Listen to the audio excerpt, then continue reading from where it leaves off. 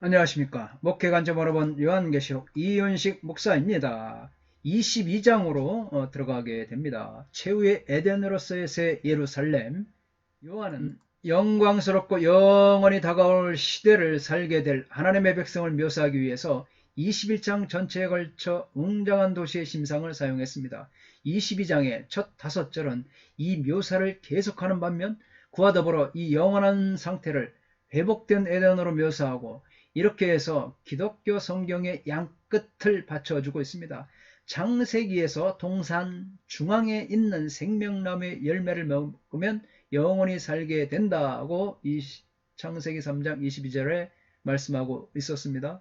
그러나 아담이 지은 죄로 인해서 이 첫 부분은 동산에서 쫓겨나며 저주를 받아 가시와 엉겅퀴를 내는 땅을 경작하며 살게 되었습니다. 그러나 이제 요한계시록에서 구속된 인류가 다시 그 동산으로 돌아와 생명나무의 열매를 풍성히 먹는 모습을 보게 되는 것입니다. 이게 22장 1절과 2절의 내용입니다.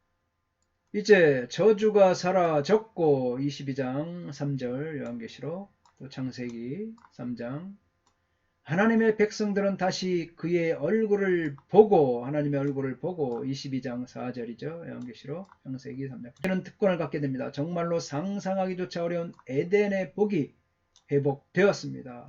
신락원이 복락원으로 다시 회복이 된 것입니다.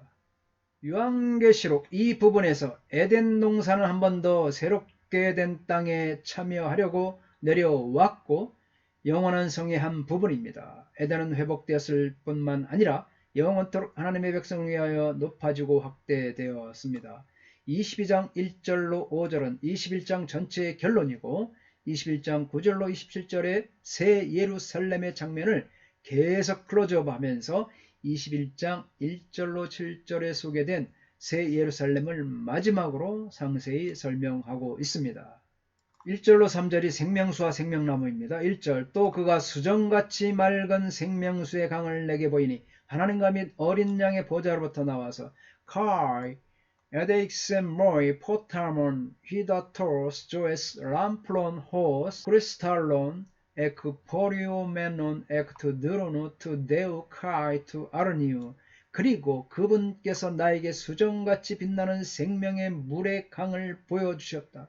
하나님과 어린 양의 보좌로부터 흘러나오는 요한계시록은 마지막으로 그 성 안에 있는 사람들이 누리는 풍요로운 복을 묘사합니다. 요한은 21장 9절 10절에서 도시를 보았는데 22장 1절 5절에서는 요한의 시선은 하나님과 어린 양의 보좌와 거기서 흘러나오는 생명수의 강에 맞춰져 있습니다. 생명수의 강, 포타몬, 휘다토스 조에스 이 생명수의 강은 단순히 생명수라는 말로 존재하는 것이 아니라 강이라는 것이 덧붙여지기에 그 규모에 있어서 더욱 강화되는 것을 알 수가 있습니다. 창세기 2장 10절에서 에덴에서 흘러나온 강이 동산을 적시지만 생명은 생명나무로 제한이 되어 있습니다. 그런데 본문에서는 생명나무는 말할 것도 없고 생명수의 강도 있습니다. 창세기에서는 강이 에덴에서 흘러나오지만 본문에서는 보좌로부터 흘러나옵니다. 아멘. 이러한 생명수의 강은 수정같이 맑습니다. 이는 생명수의 정결함을 보여주는 대목이고 거룩한 성전과 같은 새 예루살렘의 속성과 조화가 됩니다. 이러한 생명수의 강은 하나님과 어린 양의 보좌로부터 흘러나옵니다. 수정같이 맑은 생수의 강이다. 박윤선 내세에서의 생명의 무궁함을 상징한다. 이성근 문자적인 생명수의 강으로 이해가 된다. 박수함 에덴 동산적인 측면에서 본 새 예루살렘이다. 핸드릭슨 하나님의 주권적인 은혜를 상징한다. 왈버드는 생명의 충만과 영생을 맛보는 것. 지레드는 내세의 영원한 통치를 묘사한다. 이렇게 저자들은 견해를 밝혔습니다. 생명수가 하나님과 어린 양의 보좌에서 흘러나온다는 것은 에덴 동산에서 흘러나온 네 갈래의 강과 관련이 있습니다. 특히 에스겔은 성전 문지방에서 물이 흘러나와 아라바의 생명을 불어넣을 것을 에스겔 47장에서 예언했습니다. 여기에 에덴 이미지와 성전 이미지가 복합적으로 사용되었습니다. 강이 에덴에서 발원됐다. 창세기 2장 10절에 또 물이 성전 문지방 밑에서 흘러나온다. 에스겔 47장 1절이죠. 이것과 강이 하나님과 및 어린 양의 보좌로부터 나오는 것은 다 동일한 이미지입니다. 성령과 보좌는 하나님의 거룩하신 임재의 장소요 중심이기 때문입니다. 아멘. 생명수가 닿으면 만물이 회복됩니다. 이것으로부터 흘러나오는 생명수, 즉 하나님이 계신 성소를 생명의 근원으로 하는 생명수로 인하여 가는 곳마다 모든 생물이 살아나는 역사가 나타납니다. 심지어 생명의 존재를 기대할 수 없는 사해, 염해죠. 이것이 생명력을 발휘하는 상황으로 바뀝니다. 거기에는 생명나무만 있고 더 이상 사망은 존재할 수가 없습니다. 그래서 요한이 본 이 환상을 이해하는 근원적인 이미지는 에덴 동산입니다. 여기서 종말은 창조와 연결이 되는 것입니다. 아멘. 이 생명수는 신라건 이후 성도들의 소망의 대상이었습니다. 선지자들은 종말론적인 복을 물의 풍요함으로 설명했습니다. 요엘서, 아모스서, 예레미야 선지자는 물을 경건한 성도들의 생활을 살찌우게 하는 것으로 묘사를 했습니다. 요한계시록 본문은 생명수의 강 이미지를 사용하여 지금 묘사하고 있는 상황이 처음 창조에 대응하는 새 창조이다. 성경 역사 동안 살았던 성도들의 소망이 궁극적으로 성취되었음을 보여줍니다. 특히 생명수의 강이 나오는 보좌가 하나님의 보좌만 아니라 하나님과 어린 양의 보좌라고 한 것은 의미심장한 것입니다. 에스겔 47장의 생명수는 성전에서 흘러나오지만 이제는 하나님과 어린 양이 바로 성전이 되십니다. 아멘.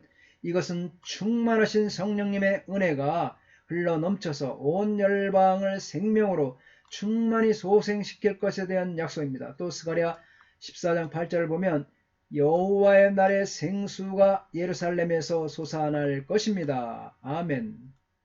이 생명수는 또한 요한복음 4장 10절 14절의 생수로서의 예수님과 7장 37절로 39절의 생수의 강으로서의 성령에서도 강조되고 있었습니다.